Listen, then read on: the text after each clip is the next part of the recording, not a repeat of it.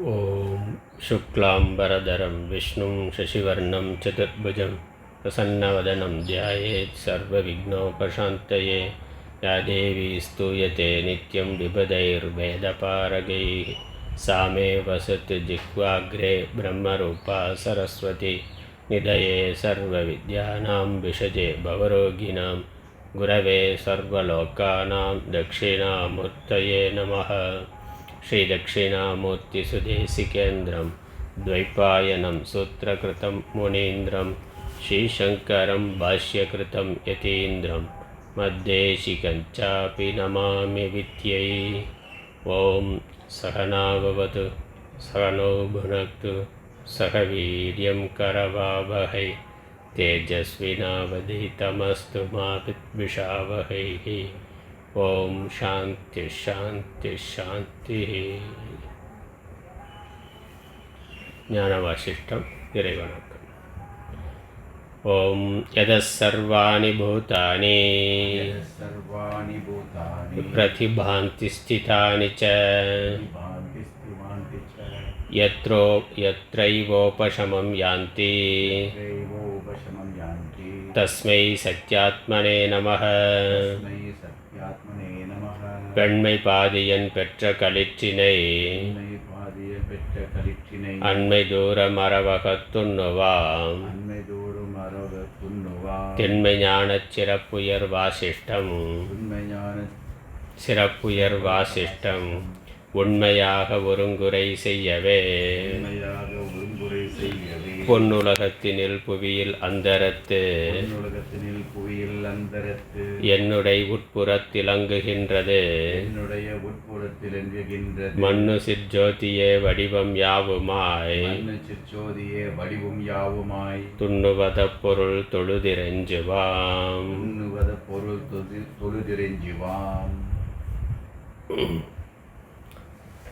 ஆறாவது நிர்வாண பிரகரணம், 8வது பகீரதன் கதை, 16வது பாடல், பக்கம் 498. ஆற்றும தத்துவத்தின் அகல்கிலா ஞான நிட்டை ஊற்றமாம் உண்மை ஞானத்து ஒரு பொருள் காட்சியிந்த தோற்றமாம் குறிகள் சேர்தல்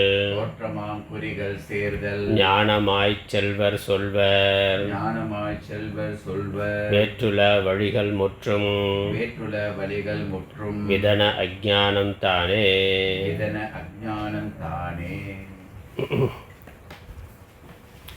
வசிஷ்ட முனிவர் ஸ்ரீராமருக்கு பகீரதனுடைய கதையை கூறிக்கொண்டு வருகின்றார். பகீரதன் சிறந்த ராஜாவாக இருக்கின்றார்.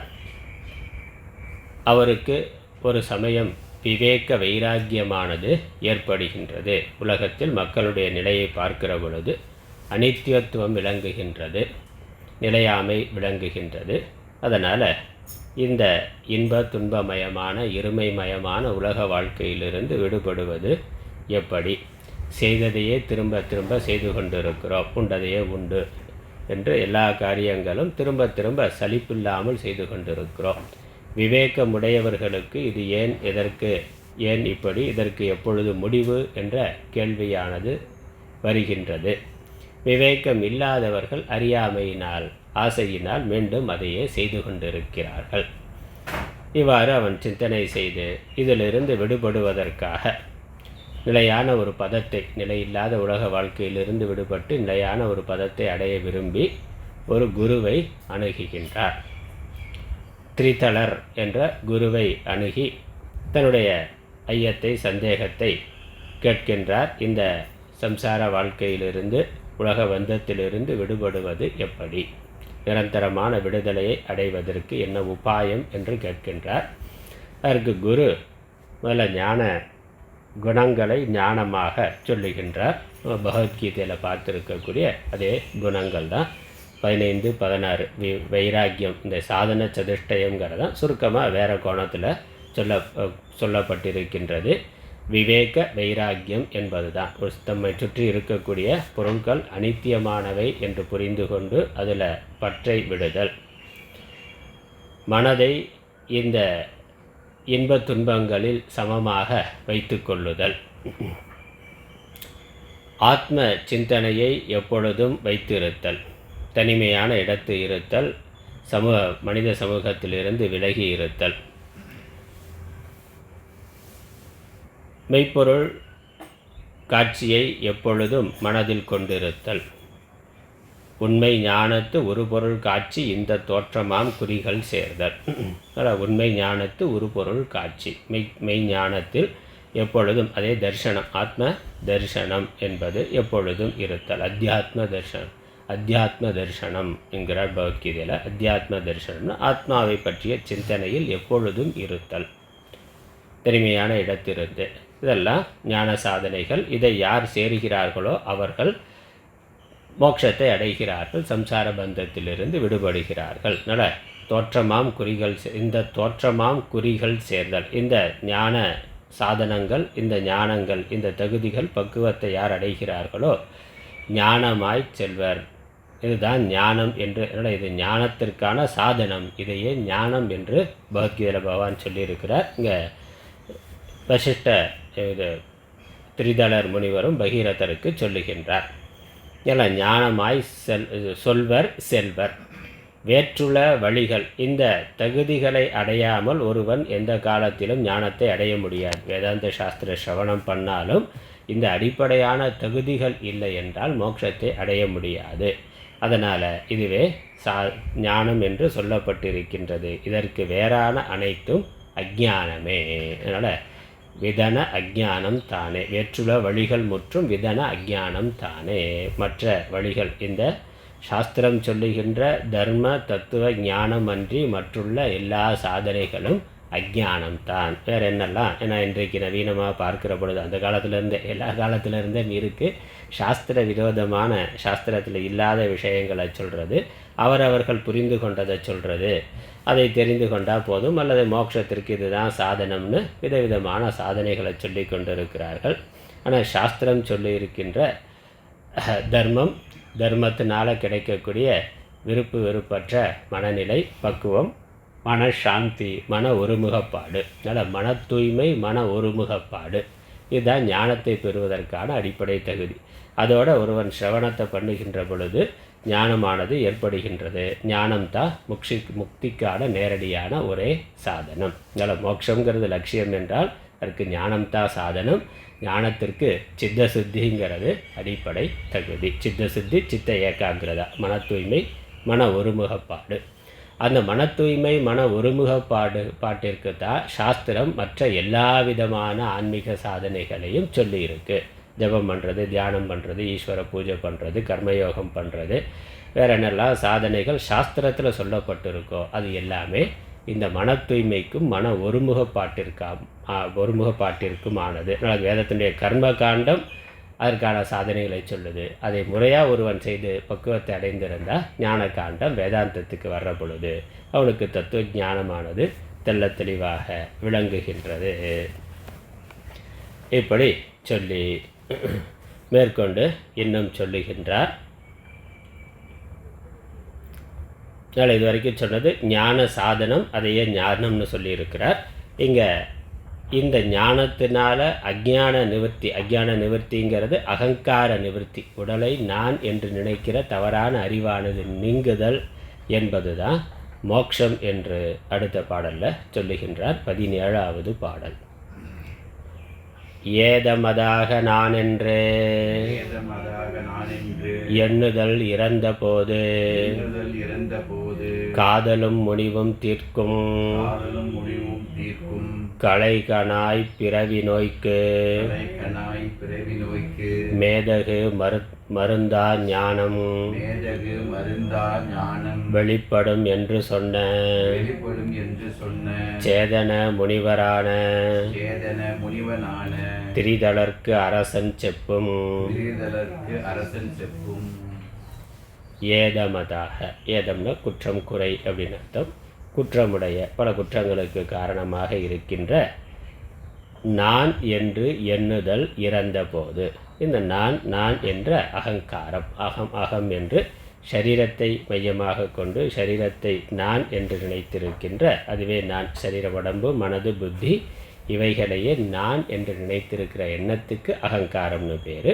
இந்த அகங்கார எண்ணமானது இறந்து போதல். அதனால் நான் என்று எண்ணுதல் இறந்து போதல். இந்த நானல்லாத சரீரத்தையே, பொய்யான சரீரத்தையே நான் என்று ஜடமான சரீரத்தை எல்லாம் போட்டுக்கணும். ஜடமான சரீரத்தையே, பொய்யான சரீரத்தையே, இது என்று அறியப்படக்கூடிய உடலையே நான் என்று எண்ணுதல். அதனால் நான்கிற பொழுது அங்கே அறிவு இருக்குது, உடல் ஜடமாக இருக்கின்றது. இப்போ அறிவாகிய ஒன்று உடலை நான் நினைக்கிறது, அறியாமையன்றி வேறொன்றும் இல்லை. ஆகவே நான் என்று எண்ணுதல், துன்பத்தை தருகின்ற குற்றமுடைய இந்த அகங்காரமானது, உடலை நான் எண்ணுகின்ற எண்ணமானது இறந்த போது, அது நீங்குகின்ற பொழுது. அப்போ அது நீங்கணும்னாக்கா இது நான் இல்லைங்கிறது விளங்கணும், அப்புறம் எது நான்கிறது விளங்கணும். அதனால் இந்த ஆத்மா அனாத்ம விவேகம் வருகின்ற பொழுது, இப்போ வேதாந்த சாஸ்திரங்களை அறிந்து இந்த உடம்பு என்ன, மனது என்ன, புத்தி என்ன, இது எங்கிருந்து வந்தது, எப்படி வந்தது, இதற்கு ஆதாரமாக காரணமாக இருப்பது எப்படி, இந்த உடம்புக்கு வேறாக என்ன இருக்கிறதுன்னு உபநிஷத்தில் கேட்குறானே சிஷ்யன், அப்படி உடம்புக்கு வேறாக என்ன இருக்கிறது, எது இருக்கிறதுனால உடல் இருக்கிறது, இயங்குகிறது என்ற அந்த தத்துவத்தை எல்லாம் அறிந்து உடம்புக்கு வேறான ஆத்மா நான், இந்த உடல் உண்மையான நான் இல்லை என்று புரிந்து அந்த நான் என்ற எண்ணத்தை விடுதல். அதனால் இறந்த போதுனா, அதனால் நான் இறக்கிறதுனா இந்த சரீரம் இறக்கணுங்கிறது இல்லை, சரீரத்தை நான் நினைக்கிற அஞ்ஞானமானது, அகங்காரமானது நீங்க வேண்டும். அதனால் நான் என்று எண்ணுதல் இறந்த போது, நான் நினைக்கிற எண்ணமானது போகின்ற பொழுது, காதலும் முனிவும்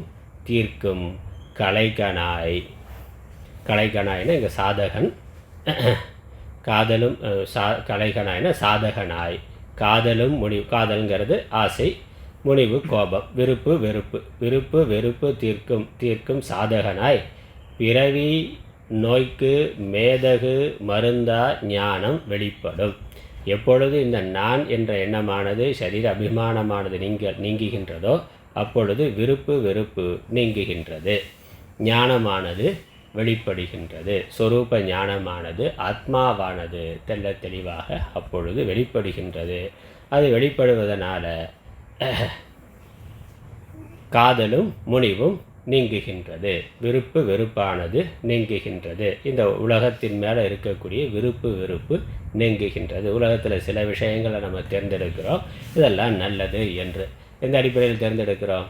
இந்த உடம்புக்கு எது சுகத்தை தருதோ அது நல்லது, உடம்புக்கு எது கெடுதல் தருகிறதோ, அது துன்பத்தை தருகின்றதோ அது கெட்டதுன்னு உடலை மையமாக வைத்து நாம் தீர்மானம் பண்ணுகின்றோம். ஏன்னா உடலே நான் என்று நினைத்திருந்ததுனால.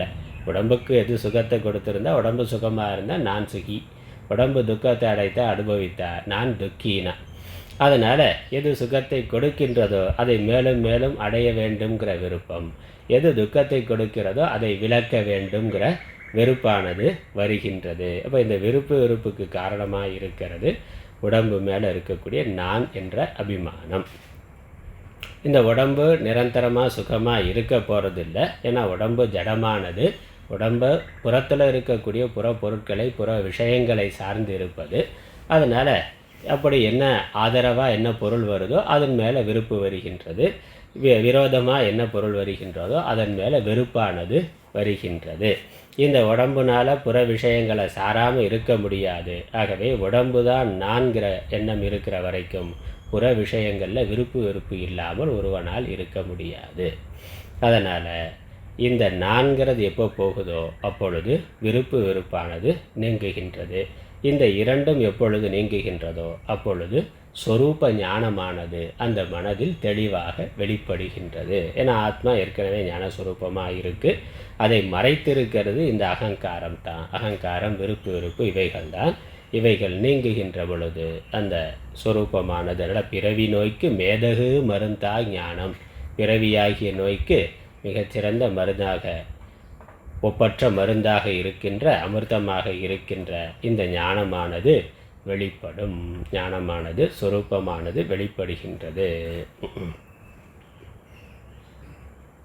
என்று சொன்ன சேத்தன முனிவன் ஆன திரிதலர்க்கு என்று உபதேசம் செய்த குருவாகிய, சேத்தனங்கிறது ஞானம், ஞானமே வடிவான முனிவர் திரிதலர் குருவாக இருக்கின்ற திரிதலர் என்ற அந்த முனிவர் இவ்வாறு உபதேசம் செய்ய, அதனால் சுருக்கமாக சொல்லிட்டார்.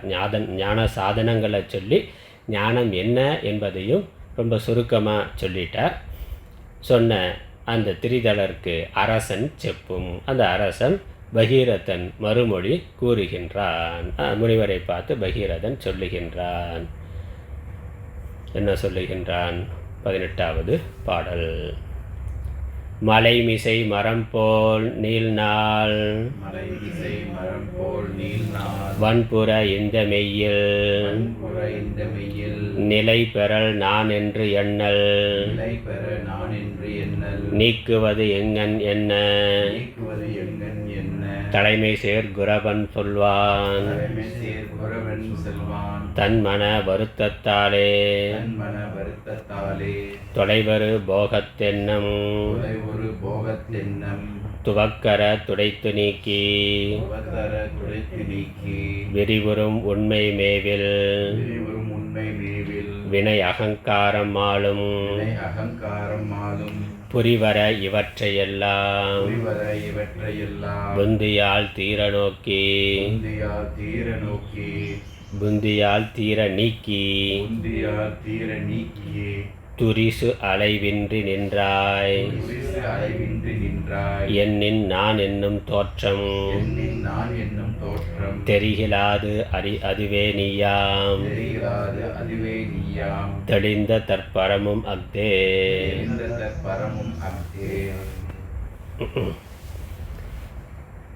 பகீரதன் சொல்லுகின்றான். மலை மிசை மரம் போல் நீள்நாள் வன்புற இந்த மெய்யில் நிலை பெறல் நான் என்று எண்ணல் நீக்குவது எங்கன் என்ன? பகீரதன் கேட்கிறார். குரு இவ்வாறு சொன்ன உடனே நான்கிற அகங்காரம் நான் என்ற எண்ணம் எப்பொழுது நீங்குகின்றதோ அப்போ ஞானமானது வெளிப்படும், விருப்பு வெறுப்புகள் நீங்கும்னு சொல்லுகின்றார். இந்த நான்கிறது நீங்கிறது அவ்வளோ எளிதானதாக இல்லையே, அதுதான் கேட்கிறார். அதனால் ரொம்ப ஈஸியாக சொல்லிட்டாருன்னா, அகங்காரம் போச்சுன்னா எல்லாம் போச்சுன்னா, அகங்காரம் போகிறது சாதாரணமான விஷயமா இல்லையே. அதனால் பகீரதன் அதுவும் பெரிய ராஜாவா சக்கரவர்த்தியாக முழு அதிகாரத்தில் இருக்கிறவன் அகங்காரத்தை விடுறதுங்கிறது சாதாரண விஷயம் அல்ல. மலைமிசை மரம் போல் நீள்நாள் வன்புற இந்த மெய்யில் நிலை பெறல் நான். இந்த நான் எப்படி இருக்குன்னா, ஒரு மலை மேலே இருக்கின்ற நீண்ட நெடுங்காலம் இருக்கின்ற பெரிய மலை, ஒரு மரத்தை போல. இந்த மரமானது வளர்ந்திருக்கிறது. இங்கே நம்ம ஊரில் நாட்டில் இருக்கக்கூடிய மரத்துக்கும் காட்டில் இருக்க மரத்துக்கும் வித்தியாசம் இருக்குது. வீட்டில் இப்போ பொதுமையாக நாட்டில் இருக்கக்கூடிய விலங்கினங்கள் காட்டில் இருக்கிறதுக்கு வித்தியாசம் இருக்குது. அதே மாதிரி ஊருக்குள்ளே இருக்கக்கூடிய மரத்துக்கும் காட்டில் இருக்கக்கூடிய மரத்துக்கும் வேறுபாடு இருக்குது. ஏன்னா அது அந்த பூமி நிலமே கல் மண் பாறையாக இருக்குது. அது ஒரு மலையினாக்கா பெரும் பாறைகளுக்குள்ளே அது வளர்ந்திருக்கின்றது. அப்போ அந்த பாறைகளுக்குள்ளெல்லாம் அது ஆழமாக வேர் விட்டு நல்ல பிடிமானமுடையதாக இருக்கின்றது. அஸ்திவாரம் போட்ட மாதிரி நம்ம கட்டடம் மேலே கட்டுற பொழுது செங்கல்லில் கட்டுறோம், ஆனால் பூமிக்குள்ளே அஸ்திவாரம் போகிற பொழுது நல்லா கருங்கலை வச்சு கட்டுற மாதிரி இந்த பூமியில் விளையிற மண்ணில், இந்த நாட்டில் ஊருக்குள்ளே விளையிற மரங்கள்லாம் வெறும் மண்ணில் வளருது. அது பாறைக்குள்ளே வளருது அஸ்திவாரம் போட்ட மாதிரி. அதனால் ரொம்ப ஸ்ட்ராங்காக அது இருக்குது. இந்த ஆலமரத்தை பார்த்தா தெரியுது, அவ்வளோ பாறைகளையும் பிடிச்சிக்கிட்டு அது நிற்கிது. அதனால் அப்படி மலைமிசை மரம் போல, ஒரு மலையில் வளருகின்ற பெரும் மரத்தை போல, அது நீள்நாள்னா பல வருடங்களாக இருக்கின்ற ஒரு மரம் போல, வன்புறனா நல்ல வலிமையானதாக இருக்கின்ற மரம் போல இந்த உடம்புல இந்த மெய்யில் நிலை பெறல் நான் என்ற இந்த அகங்காரமானது நிலை பெற்று இருக்கின்றது. உறுதியாக வலிமையானதாக பல பிறவிகளாக, இப்போ இந்த பிறவியில் இந்த உடம்புல நான் இருக்குது, ஆனால் இப்படி எண்ணற்ற உடல் மேலே நான்கிற அபிமானத்தோடு இந்த அகங்காரமானது இருக்கின்றது. அதனால் பல பிறவிகளாக இருக்கின்ற இந்த அகங்காரம் சரீர அபிமானமானது நான் என்று எண்ணல் நீக்குவது எங்கன், அந்த எண்ணத்தை போக்குவது எப்படி, இந்த அகங்காரத்தை நாசம் செய்வது எப்படி? தலைமை சேர் குருவன் என்ன எங்கன் என்று எப்படி என்று பகீரதன் கேட்க, தலைமை சேர் குரவன் சொல்வான். தலைமை சேர்னா அந்த குருமார்களுக்கெல்லாம் தலைவரை போல இருக்கின்ற சிறந்த குரு, பரமகுரு அப்படி உயர்ந்த குரு அல்லது சிறந்த தலைமை பண்புகளோடு இருக்கின்ற குருவானவர் சொல்லுகின்றார். அந்த திரிதலர் சொல்லுகின்றார். உபாயம் சொல்கிறார். ஆனால் எப்படி இந்த அகங்காரம் போனால் ஞானமானது வெளிப்படும், மோட்சமானது சித்திக்கும்னு சொன்னார்.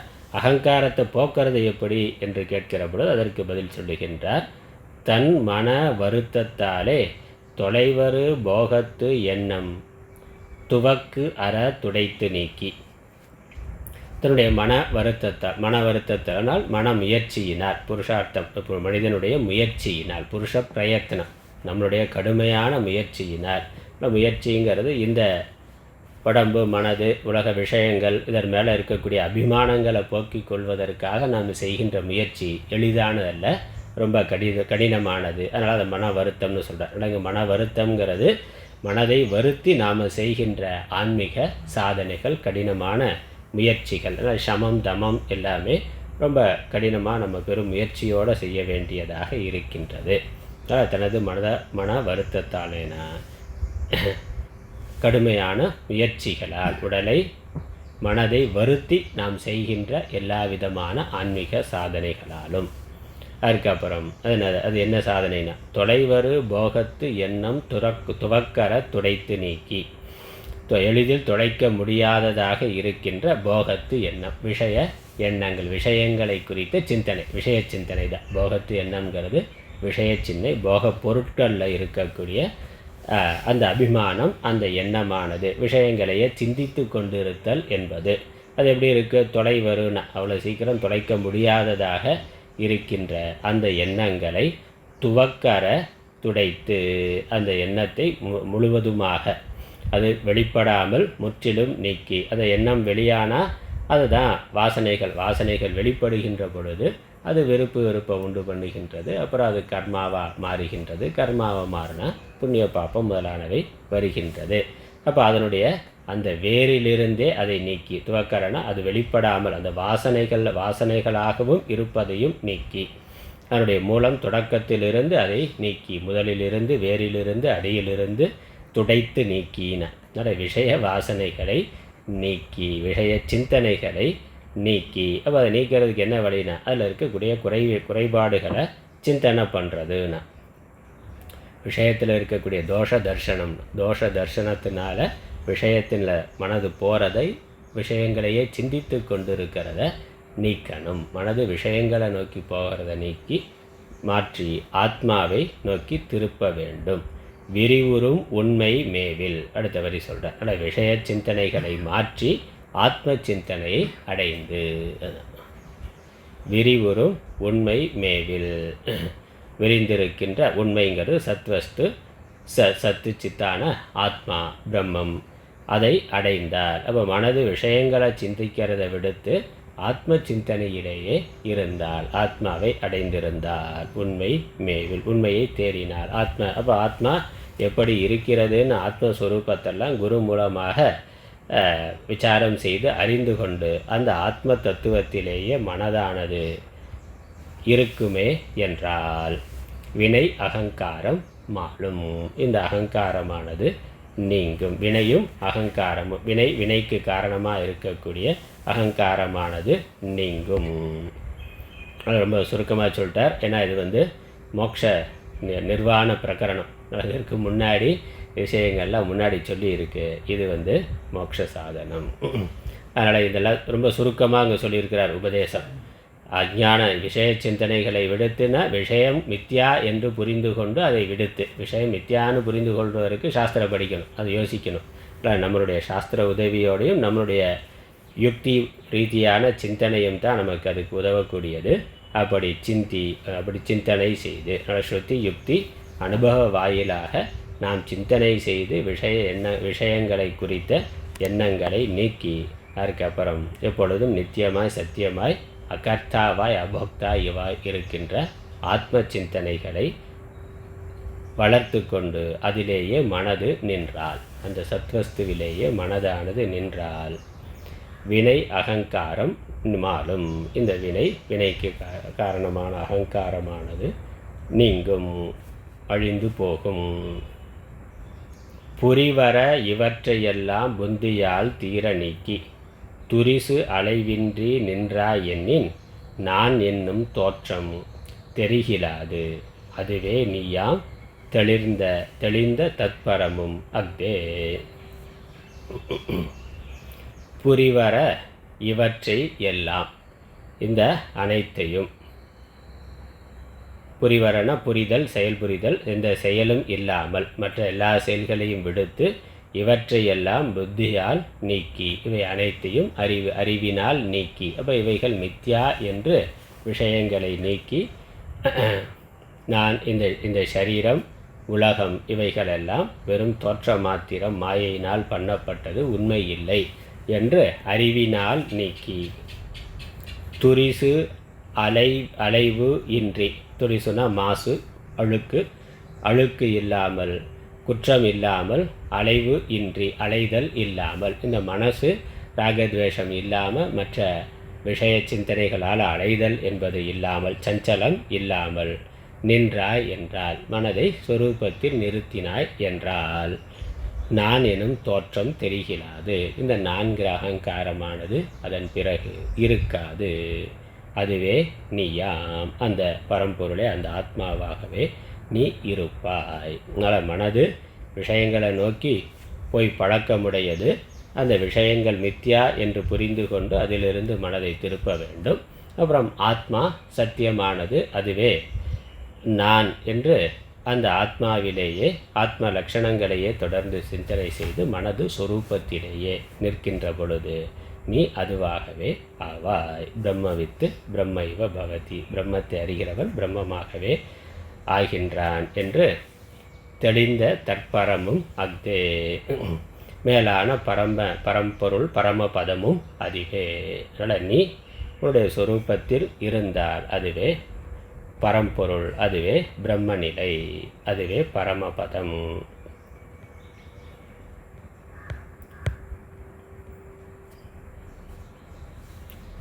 இவ்வாறு அவர் உபதேசத்தை குரு ரொம்ப சுருக்கமாக சொல்லிட்டார்.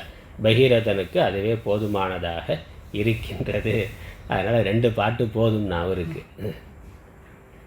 அடுத்த பாடல் 20வது பாடல். அனைத்துல விஷேடம் நீங்கி, 499வது பக்கம், 6, 8, 20. அனைத்துல விஷேடம் நீங்கி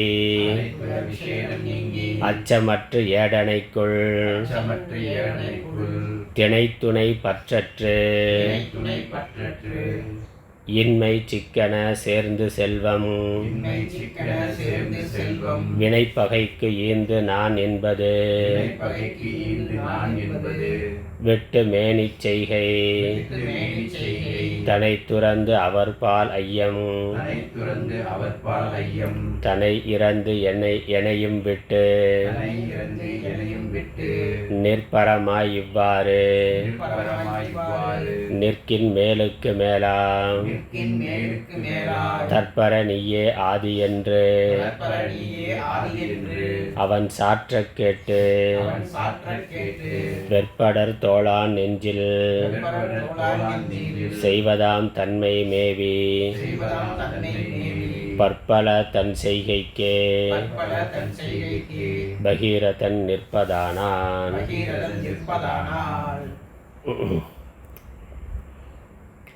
அனைத்துல விசேடம் நீங்கி, மேற்கொண்டு என்ன சொல்கிறார், அனைத்துல விசேடம் நீங்கி அச்சம் அற்று ஏடனைக்குள் திணைத்துணை பற்று அற்று இன்மை சிக்கன சேர்ந்து செல்வம் வினைப்பகைக்கு ஈந்து நான் என்பது விட்டு மேனிச் செய்கை தனை துறந்து அவர் பால் ஐயம் தனை இறந்து எனையும் விட்டு நிற்பரமாய் இவ்வாறு நிற்கின் மேலுக்கு மேலாம் தற்பர நீயே ஆதி என்று அவன் சாற்றக் கேட்டு. அவன்கிறது குரு. குரு இவ்வாறு உபதேசிக்க கேட்டு. அனைத்துல விசேடம் நீங்கின, எல்லா விதமான அபிமானங்களையும் நீக்கி. விசேடங்கிறது அட்ஜெக்டிவ், விசேஷணங்கள். நான்கிற பொழுது இந்த சரீரத்தை மையமாக கொண்ட சரீரத்தினுடைய எண்ணற்ற அடையாளங்கள் இருக்குது. அதெல்லாமே அவை அனைத்தையும் அவை சரீரம் நான் சரீரம் நான் சரீரம் ஆணாக இருந்தால் நான் ஆண், அது கொஞ்சம் அழகாக இருந்தால் ரொம்ப அழகானவன், அறிவாக இருந்தால் ரொம்ப அறிவானவன், அப்புறம் அதிகாரம் இருக்குது, ராஜாவாக இருக்கிறார், நான் ராஜா சக்கரவர்த்தி, இப்படி என்னெல்லாம் சரீரத்தை மையமாக கொண்ட அகங்காரங்கள் அபிமானங்கள் இருக்கின்றதோ, என்னெல்லாம் சரீரத்துக்குன்னு விசேஷம் இருக்கும், அது ஈஸ்வரன் கொடுத்தது, சரீரம் நான் நினைக்கிற பொழுது அதெல்லாமே என்னுடையது என்று என்று வைத்திருக்கின்ற அனைத்து விசேஷங்களையும் நீக்கி, அதனால் அனைத்துல விசேடம் நீக்கி, அனைத்து ஆசை அனைத்து அபிமானங்களையும் நீக்கி, அதனால் நான் பிராமணன், நான் க்ஷத்திரியன், நான் இல்லறத்தான், இந்த எல்லா விதமான எண்ணங்களும் ஜாதி வர்ண ஆசிரம அபிமானங்களை விடுத்துனா, அதனால் எந்த விதத்தில் அபிமானம் இருந்தாலும் எல்லா அபிமானங்களையும் விடுத்து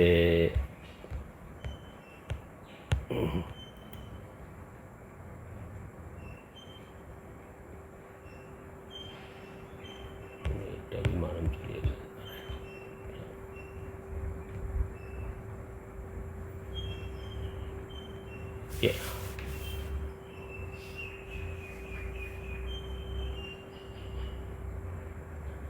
எல்லா விதமான சரீர அபிமானங்களையும் சரீரம் சார்ந்த புற அடையாளங்களையும் விடுத்து, அச்சமற்று எல்லா விதமான பயங்களையும் விடுத்து, ஏன்னா இந்த அபிமானம்லாம் போனாக்கா நமக்கு பயம் வரும், இன்செக்யூரிட்டி.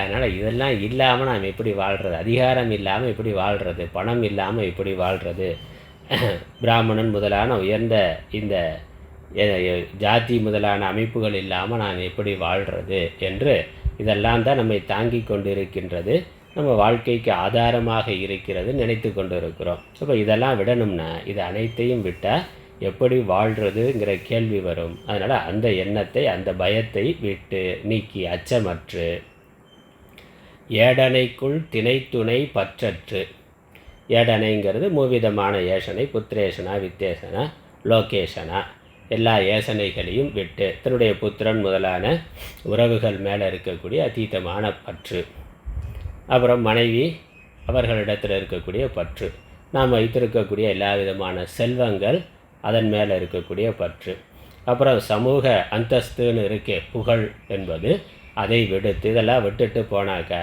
உலகம் நிந்திக்காதான்னா, சாமியாரை போனால் நிந்திக்காதா அப்படிங்கிற கேள்வி வருது. லோகேஷனான்னு பேர் அதற்கு. அதனால் புத்திரேஷனா வித்தேஷனா லோகேஷனா, புத்திரன் முதலான எல்லா உறவுகள் அதன் மேலே இருக்கக்கூடிய அபிமானம் பற்று, அப்புறம் வித்தம் செல்வம் எல்லா விதமான ஐஸ்வர்யங்களும் செல்வமும் அதன் மேலே இருக்கக்கூடிய பற்று, அப்புறம் லோகேஷனா உலகம், உலகத்தினால் வரக்கூடிய புகழ், இவைகளை அனைத்தையும் விடுத்து திணைத்துணை பற்றற்றுனா, இந்த யோசனைக்குள்ள திணை அளவு கூட பற்று இல்லாமல் அனைத்தையும் முற்றிலும் நீக்கி எல்லா அபிமானங்களையும் முற்றிலும் விடுத்து ஆசாபாசங்கள் அனைத்தையும் நீக்கி இன்மை சிக்கன சேர்ந்து, இன்மைனா ஒன்றுமின்மையை எல்லாவற்றையும் விடுத்து விட்டு எல்லாத்தையும் தியாகம் செய்த அந்த தன்மையை சிக்கன சேர்ந்துனா, அதனால் இன்மையை சிக்கன சேர்ந்துனா எல்லாத்தையும் விட்டுட்டு ஒன்றுமில்லாமல் இருக்கிறத இறுக்கமாக பிடித்து கொண்டுனா, அதை உறுதியாக பிடித்து கொண்டு பற்றற்ற தன்மையை உறுதியாக பிடித்து கொண்டு செல்வம் வினை பகைக்கு ஈந்துனா, நீ வச்சிருக்க எல்லா செல்வத்தையும் எதிரிக்கு கொடுத்துட்டுனா, சொந்தக்காரனுக்கு கொடுத்துட்டு கூட சொல்ல, அவனுடைய பக்கத்து ராஜாவாக இருக்கிறார், ஒரு க்ஷத்திரியனாக இருக்கிறார், ராஜாவாக இருக்கிறார், அதனால் பக்கத்து நாட்டு ஆளை கூப்பிட்டு அவர்கிட்ட கொடுத்தா எதிர்கட்சி தலைவருக்கு கொடுத்துட்டோன்னா, நீ நீயே இரு, நான் தேர்தலில் நிற்கல, அரசியலிலிருந்து முற்றிலும் விலகி கொள்கிறேன், போட்டி இல்லாமல் நீயா ராஜாவாக இருந்துக்கன்னு. அதனால் செல்வம் வினை பகைக்கு ஈந்துனா, இது எப்பொழுதும் பகை பாராட்டி கொண்டு சண்டைக்கு தயாராக இருக்கக்கூடிய எதிரியை கூப்பிட்டு அவனிடத்தில் நாட்டை கொடுத்து விட்டு எல்லா செல்வங்களையும் கொடுத்து விட்டு நான் என்பது விட்டுனா, நான்கிற எண்ணத்தையும் விட்டு, அப்புறம் நான் ராஜா அப்படிங்கிற அந்த இதெல்லாம் இருந்து எல்லாத்தையும் விட்டுட்டு மேனி செய்கை தனை துறந்து, இந்த சரீரத்தை மையமாக கொண்ட எல்லா விதமான செயல்களையும் விடுத்து அவர்பால் ஐயம் தன்னை இறந்துனா, யாருக்கு எதெல்லாம் கொடுத்தியோ அவங்கள்ட்டே பிக்ஷை வாங்கி சாப்பிட்டுட்டு இந்த இந்த சொந்தக்காரர் அவர்களிடத்திலேயே பிக்ஷை ஐயம் தன்னை இறந்துன ஐயம் எடுத்துக்கொண்டு பிக்ஷை வாங்கி உண்டு கொண்டு அப்புறம் என்னையும் விட்டுனா குருன்னு சொல்லி என்னை வைத்துக்கொண்டு என்னையும் விட்டுருனா எல்லாத்தையும் விட்டு விடு என்னையும் விட்டுனா என்னையும் விட்டு விடு எல்லா செல்வங்களை விட்டு விடு உறவுகளை விட்டு விடு ராஜ்யத்தை விட்டு விடு பிக்ஷை எடுத்து உண்டு கொண்டு நான்கிற எண்ணத்தையும் விட்டு விட்டு பிக்ஷை எடுத்து உண்டு கொண்டு குருங்கிறதையும் விட்டு விட்டு என்னையும் விட்டு நிற்பரனாய் இவ்வாறு நிற்கின். அதனால் அனைத்தையும் விடுத்து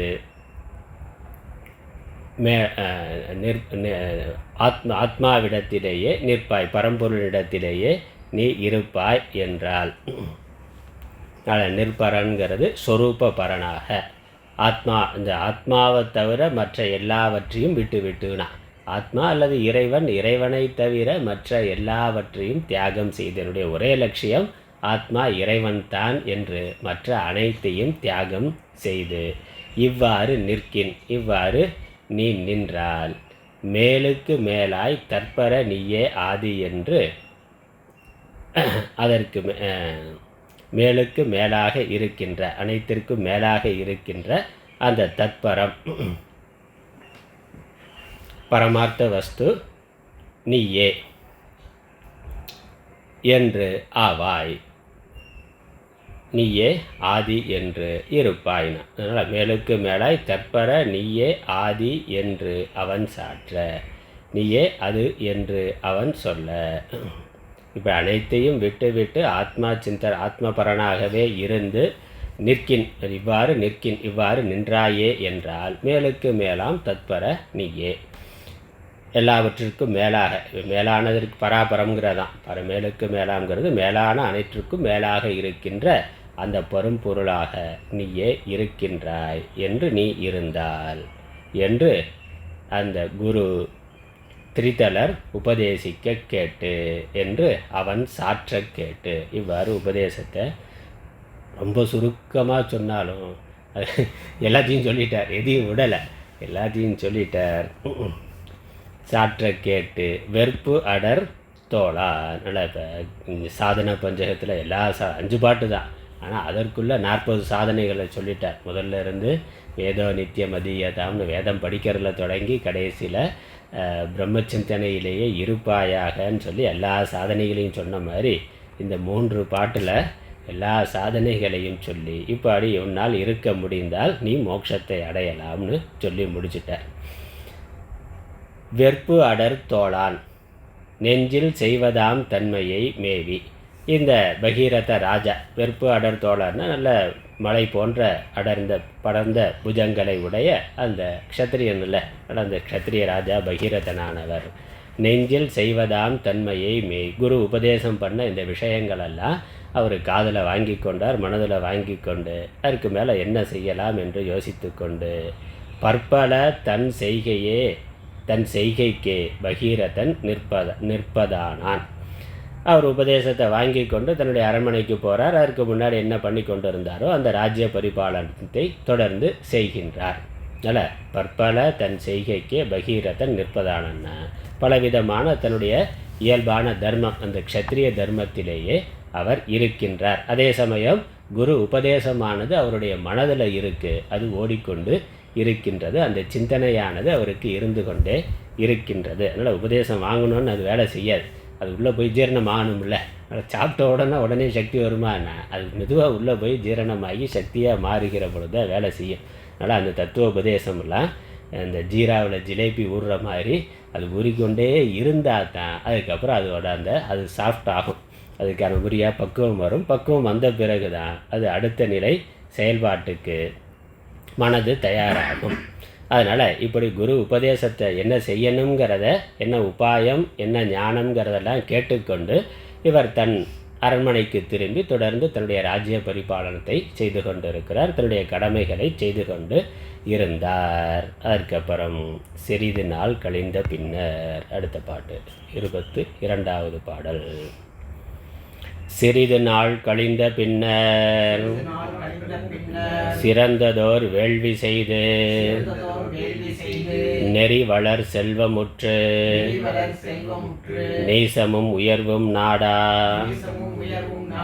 வரியரா மறையோர் தெய்வம் கிளை முதல் வந்தோர்க்கு ஈந்து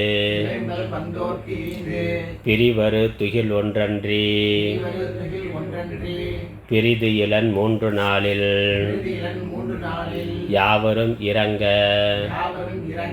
யாதும் இன்மையாம் தனது நாட்டை மேவரும் பகைவர்க்கு ஈந்து வேறரு துகில் ஒன்று ஆனோன் தாவரு முனியாய் ஞான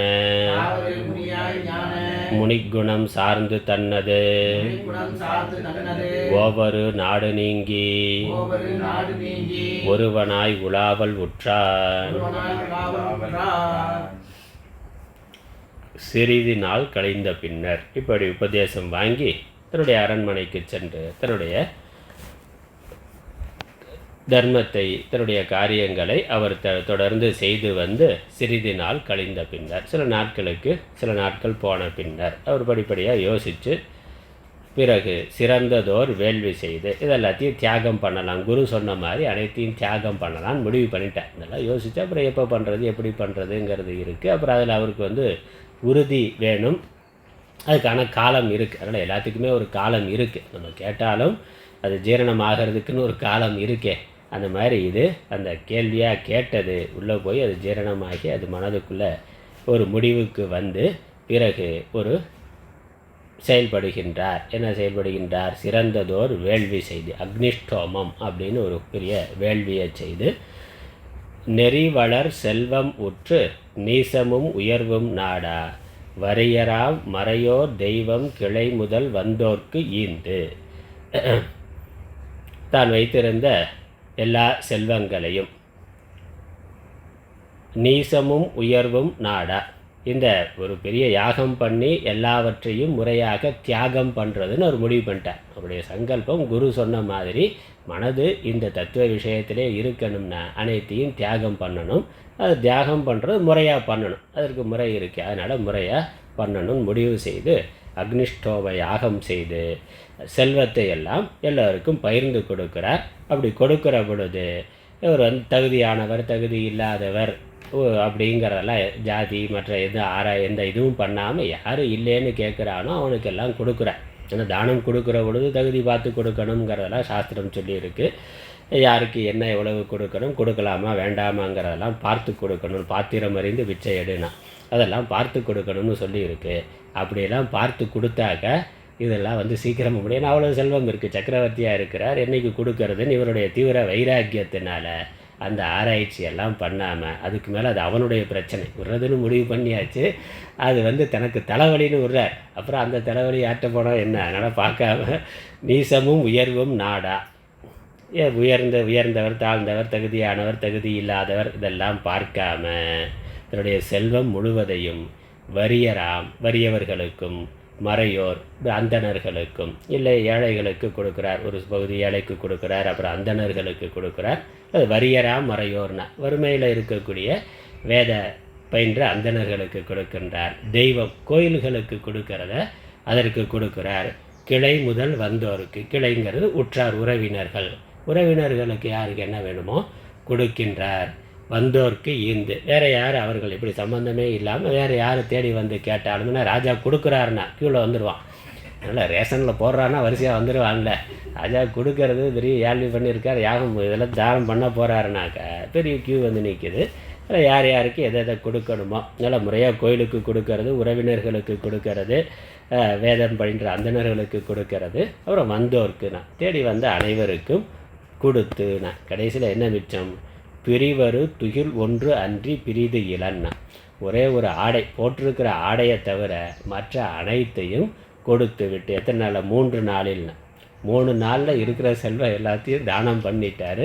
மிச்சமாக இருக்கிறது என்ன? பிரிவரு துகில் ஒன்று அன்றினா உடம்போடு சேர்ந்து இருக்கிற போட்டிருக்கக்கூடிய உடையை தவிர மற்ற அனைத்தையும் 3 நாளில் கொடுத்து 3 நாளில் யாவரும் இறங்கன இவரெல்லாம் இப்படி தானம் பண்ண அதை பார்த்து அன்பர்கள் இருக்காங்க, அவர் மேலே அன்பு கொண்டவர்கள் எல்லோரும் பார்த்து இறக்கப்படனா, என்ன இப்படியே போயிட்டாரே இப்படி ஆயிட்டாரேன்னு சொல்லி ஒன்றும் எல்லாம் பெரிய சக்கரவர்த்தியாக இருந்து ராஜாவாக இருந்தவர் அனைத்தையும் கொடுத்து விட்டு இப்படி ஒரு வெறும் ஒற்றை ஆடையோட சாமியாராக நிற்கிறாரேன்னு பார்த்து எல்லோரும் இரக்கம் கொள்ள, இன்மையாம் தனது நாட்டை மேவரும் பகைவர்க்கு ஈந்து, இதற்கு மேலே கொடுக்கறதுக்கு செல்வம் இல்லை, நாடு மட்டும்தான் இருக்குது, நாட்டில் இருக்கக்கூடிய மற்ற வளங்கள் எல்லாம் களஞ்சியத்தில் இருக்கிறதெல்லாம் எடுத்து கொடுத்துட்டார், தனது நாடு மட்டும் இன்னும் ராஜாங்கிறது இருக்குது அதை கொடுக்கல, மற்றெல்லாம் கொடுத்துட்டார், ராஜாவாக இருந்து தானம் பண்ணுறதெல்லாம் தானம் பண்ணிட்டார்.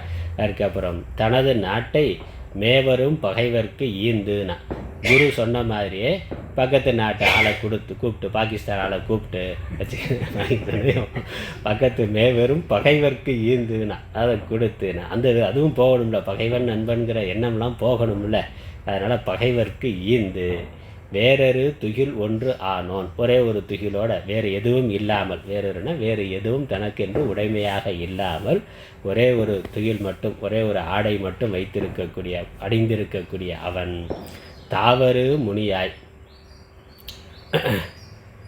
ஞான முனிகுணம் சார்ந்து ஒரு பெரிய முனிவராக, ஒப்பற்ற முனிவராக, முனிவருக்கே உடைய குணங்களை அடைந்து மரணசீலனாய், அது தாவரு முனிவர்னு ஒருவராலும் அடைதற்கரிய அந்த சிறந்த ஞான குணங்களோட பரிபூர்ண வைராக்கியத்தோட முனிகுணம் அடைந்து, முனிகுணம்னாக்க சிந்தனை பண்ணுறதை தொடர்ந்து மனநான் முனிகினா, முனிவர் அப்படிங்கிறதுக்கே ஆழ்ந்து சிந்திப்பவர், இடைவிடாது சிந்திப்பவர், அல்லது ஆத்ம தத்துவத்தை பிரம்ம தத்துவத்தை சிந்திப்பவர், அவ்வாறு சிந்திக்கக்கூடியவனாக முனிகுணம் சார்ந்து தன்னது ஒவ்வொரு நாடு நீங்கி தன்னுடைய விட முடியாத நாட்டினை விடுத்து, ஒவ்வொருனா ஓவுதல் இல்லாத இயலாத, அவ்வளவு சாதாரணமாக விட்டுவிட இயலாத தன்னுடைய நாட்டினை நீங்கி அந்த நாட்டை விட்டே போயிட்டார். ஏன்னா நாட்டை பக்கத்து நாட்டு ராஜாவுக்கு கொடுத்துட்டாரு, அதனால் அங்கிருந்து நீங்கி ஒருவனாய் உலாவல் உற்றான், ஒருவனாய் தனியாக அவர் யாத்திரையாக செல்ல தொடங்கினார், சென்று விட்டார். அப்படியே தேசாந்தரமாக போய்கொண்டு இருக்கின்றார். அதுக்கப்புறம் என்ன ஆச்சு? அடுத்த பாடல் 24வது பாடல். முகத்தினால் பெயரால் கண்டோர் அருகிலா மூதூர் தோறும் நகத்துயர் வனங்கள் தோறும் நன்னினன் தீரனாகி அகத்தில் ஏடனைகள் எல்லாம் அவிழ்த்தனன் சிறிது நாளில் இகத்துயர் சாந்தியால் தன் இடத்து இளைப்பாரினானே. முகத்தினால் பெயரால் கண்டோர் அருகிலா மூதூர் தோறும் நகத்துயர் வனங்கள் தோறும் நன்னினன் தீரனாகி நல்ல விவேகமுடையவராக ஆகி, விவேக வைராக்கியமுடையவராக ஆகி அவர் நன்னினார். எங்கெல்லாம் போனார்னா, முகத்தினால் பெயரால் கண்டோர் அருகிலா மூதூர் தோறும், தன்னுடைய முகத்தை பார்த்தோ இல்லை பெயரை கேட்டோ இன்னார்னு கண்டுபிடிக்க முடியாத வேற்று தேசத்தில் இருந்துன்னு, அதில் மற்ற தன்னுடைய தேசத்தை விட்டு வேறு தேசத்துக்கு போயிட்டார்.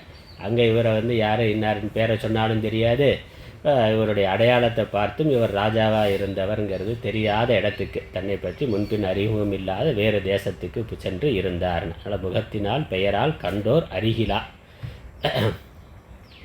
மூதூர்னா பழமையான மற்ற கிராமங்கள் ஊர்கள் தோறும், நகத்துயர் வனங்கள் தோறும் உயர்ந்த மலைகள் காடுகள் தோறும், கால் போன போக்கில் போய் கொண்டு இருக்கிற, இங்கே தான் போகணும்னு எந்த லட்சியமும் கிடையாது, இந்த இடத்துல இருக்கக்கூடாது, அவ்வளோதான் போகிறதுன்னு என்ன வீட்டில் இருக்கக்கூடாது, அவ்வளோதான். அவர் பாட்டுக்கு போய் கொண்டு இருக்கிற, பிக்ஷை வாங்கி சாப்பிட்டுட்டு கால் போன போக்கில் ஊர்கள் கிராமங்கள் மலைகள் வனங்கள் எல்லாவற்றையும் கடந்து அவர் சிந்தனை, ஒரே சிந்தனை பிரம்ம சிந்தனை தான், மற்ற எல்லா அபிமானங்களையும் விட்டு ஒரே பிரம்ம சிந்தனையில் இருக்கிறார். அப்போ என்னது, ஒரு சில இடங்களில் உட்காந்து தியானம் பண்ணுவார், இல்லை அப்புறம் கிளம்பி அடுத்த ஊர் போகிறது, அங்கே ஸ்நானம் பண்ண வேண்டியது, அங்கே ஏதாவது இருந்தால் பார்த்துக்கொண்டு போய்கொண்டே இருக்கிறார், அவ்வளோதான். அவருடைய மனது ஒரே விஷயம் ஆத்ம சிந்தனையில் இருக்கின்றது, அவ்வளோதான். அகத்தில் ஏடனைகள் எல்லாம் அவிழ்த்தனன் சிறிது நாளில், கொஞ்சம் அப்படி போக போக அவருடைய எல்லா அபிமானங்களும் போய்விடுகிறது, மனதில் இருந்த அந்த வாசனைகளாக இருந்த ஏஷணைகள் எல்லாம் போய்விட்டது. புத்திரன், மனைவி, மக்கள், உறவுகள் மேலே இருந்த அபிமானங்கள் எல்லாம் நீங்கிவிட்டு, கொஞ்ச நாளைக்கு அந்த நினைவு எப்படியா இருந்தாலும் இருக்கும்ல, அதோட வாழ்ந்தது, பல காலமாக வாழ்ந்தது. அப்படி வெளியே போகிற பொழுது அந்த உறவுகள் மற்ற அவர்கள் எப்படி இருக்காங்களோ என்ன அப்படிங்கிற ஒரு எண்ணம், ஒரு கிளேசமானது வரும். அதற்கப்புறம் போக போக போக மனது அதிலிருந்து வெளியேறிவிட்டது. அதனால் ஏடனைகள் எல்லாம் அவிழ்த்தனன்னா, எல்லா ஏசனைகளையும் அவன் அவிழ்த்து விட்டான், நீக்கிவிட்டான், போய்விட்டது. அதுவே காலப்போக்கில் அவர் ஊரில் இருக்கிறவங்களும் இவரை மறந்துடுவார், இவரும் ஊரை மறந்துடுவார். சேர்ந்துருக்கிற வரைக்கும் தான். கொஞ்ச நாள் போயிட்டாக்க காலப்போக்கில் அது மறந்துவிடும். உலகத்தையே விட்டு போயிட்டா என்ன, நம்ம இருக்கிற வரைக்கும் நாம் தான் எல்லாத்தையும் காப்பாற்றிக்கிட்டு இருக்கிறோம் நினைக்கிறோம்.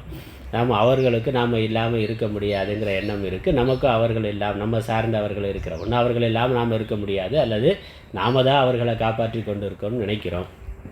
திடீர்னு உலகத்தை விட்டே போயிட்டாக்க என்ன, கொஞ்சம் நாளைக்கு நினைப்பாங்க. அப்புறம் அவருடைய வேலையை பார்க்க ஆரம்பித்து விடுவார்கள். அதனால் எல்லாம் பிஸியாகிடுவான், மறந்துடுவான் நம்மளை.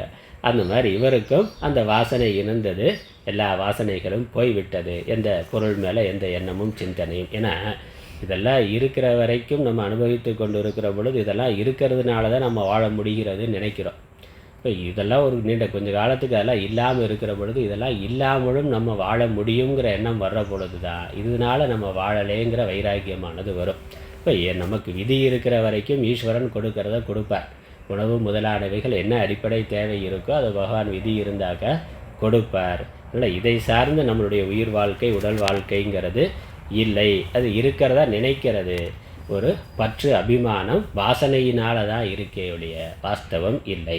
அப்போ அந்த மாதிரி எல்லாத்தையும் விட்டுட்டு போகிற பொழுது கொஞ்ச நாளில் உடம்பும் மனதும் அதற்கு தயாராகி விடுகின்றது. எதுவுமே இல்லாமல், எந்த உடைமையும் இல்லாமல், எந்த இடமும் இல்லாமல், எந்த உறவுகளும் இல்லாமல் ஜீவிக்க முடியும், வாழ முடியுங்கிறது தெரிகின்றது. அதனால் மனது திடப்படுகின்றது. அதான் வைராக்கியத்துக்கு இது.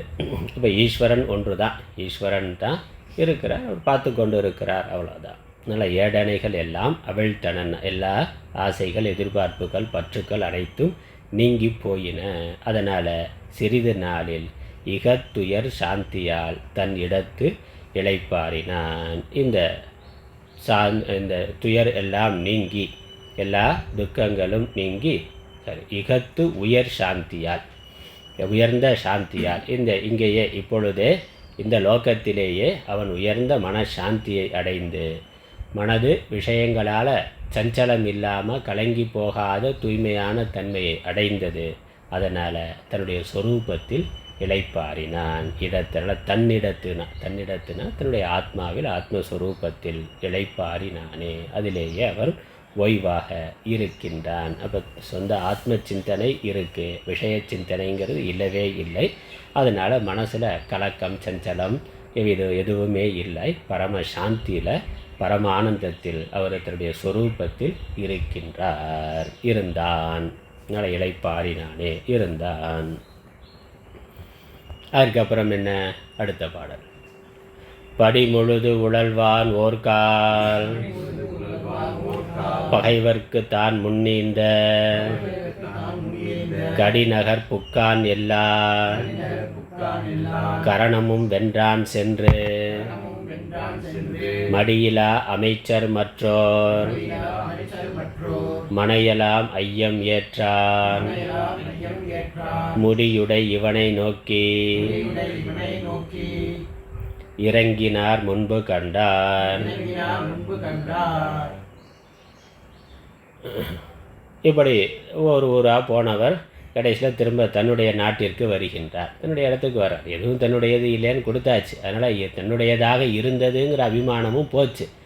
கால் போனவர் போக்கில் போனார், ஒரு ரவுண்டு சுற்றி வந்தார், என்ன திரும்ப இங்கேயே வருகின்றார். அதனால் படி முழுதும் உழல்வான். படிங்கிறது பூலோகம், பூலோகம் முழுவதும், தன்னால் தேசம் முழுவதும் உழன்றவன், சென்றவன். ஒரு கால், ஒரு சமயத்தில் பகைவர்க்கு தாம் முன் ஈந்த கடிநகர் புக்கான், தன்னுடைய எதிரிக்கு தான் முன்னால் கொடுத்த தன்னுடைய ராஜ்யத்திற்கு வருகின்றார். தன்னுடைய ராஜ்யம் இப்போ இல்லை, அதனால் தன்னுடைய ராஜ்யமாக இருந்தது, முன்னால் கொடுக்கப்பட்டது, அந்த இடத்திற்கு அவர் வருகின்றார். எப்படி? எல்லா கரணமும் வென்றான், எல்லா இந்திரியங்களையும் மனதையும் அடக்கி அதில் ஜெயத்தை அடைந்தவர், எவ்விதமான ஆசாபாசங்களும் இல்லாமல் போனவர், சமந்தமம் நல்லா தெளிவாக இருந்த அந்த ராஜா. சென்று மடியிலா அமைச்சர் மற்றோர் மனையெல்லாம் ஐயம் ஏற்றான்னா. அங்கே போனால் ஊருக்குள்ளே வந்தாக்கா எப்போ பசிக்குதோ சாப்பாடுன்னா, அமைச்சர் தன்னிடத்தில் அமைச்சராக இருந்தவர்களுக்கு வீட்டில் போய் பிக்ஷை வாங்கி சாப்பிட்றார். எப்படி? என்னடா அமைச்சர் மடியிலா அமைச்சர் மற்றோர் மனையெல்லாம் ஐயம் ஏற்றார்னா, தன்னுடைய உறவுகள், தன்னுடைய கீழே வேலை பார்த்தவர்கள், அமைச்சர்கள், மற்ற இராணுவ வீரர்கள் எங்கேயோ அந்த ஊருக்குள்ளே ஒரு தெருவில் பிக்ஷை எடுத்து சாப்பிட்றார். அதனால் சொந்தக்காரன் வீடாக இருக்குது, இல்லை அரசு அதிகாரிகள் வீடாக இருக்குது, எல்லாருமே தனக்கு உறவுகளாக இருந்தவர்கள் அல்லது தன்னிடத்தில் பணிபுரிந்தவர்கள், அவர்கள் வீடுகளில் ஐயம் ஏற்று உண்டார். உள்ள போய் விருந்து சாப்பிடல, அப்படியே வெளியே போய் பிக்ஷா வாங்கி சாப்பிட்டுட்டு போய் கொண்டு இருக்கிறார். முன்பு கண்டார் முடியிறை இவனை நோக்கி இறங்கினார். இவன் நம்முடைய ராஜாவே என்று அறிந்து கொண்டவர்கள் அவர்கள். அடையாளம் எப்படியா இருந்தாலும் தெரிஞ்சு போயிரும்ல. வெளியூரில் இருக்கிற ஆளுக்கு தெரியாமல் இருக்கலாம், ஆனால் உள்ளூரில் பல வருஷமாக அவரோட கூட வாழ்ந்தவர்களுக்கு கண்டுபிடிக்க முடியாமல் கண்டிப்பாக இருக்காது. அதனால் பார்த்தவர்கள் இவனை நோக்கி, ராஜாவாக இருந்தவர் இப்படி நம்ம வீட்டுக்கு பிக்ஷை கேட்டு வந்திருக்கிறாரே அப்படிங்கிற, அதனால் அவர்களுக்கு ஒரு இரக்கம், ஒரு அன்பானது இரக்கம் இருக்குமே. அதனால் முடியுடை இவனை நோக்கி இறங்கினார், அவனிடத்தில் இரக்கம் கொண்டனர். இப்படி ஆயிட்டாரேன்னா, இப்படி இருந்த ஆள் இப்படி ஆயிட்டாரே அப்படின்னு இப்படி இருக்கிறாரே.